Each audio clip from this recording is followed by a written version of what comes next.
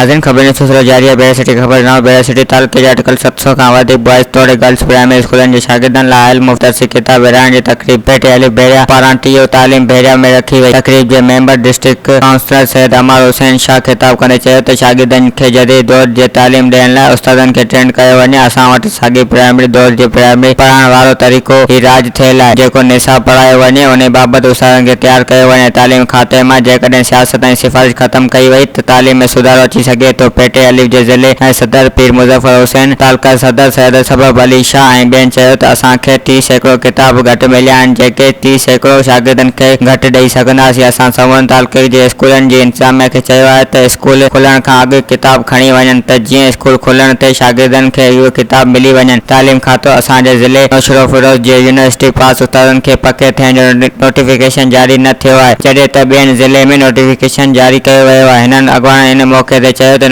University पास उस्तादनि जो मसइलो हल न थियो त वेकेशन खां बाद उस्ताद रोड ते अची एहतिजाजी तहरीक हलाईंदा। जॾहिं त किताब विरहाइण वारी तक़रीब में अॻवान जे पहुचण ते संदसि मथां गुलनि जी प्रकार करे इस्तक़बाल कयो वियो। वधीक ख़बरनि ऐं तफ़सील लाइ विज़िट कयो अवामी news Facebook page, YouTube page ऐं अवामी न्यूज़ वेबसाइट।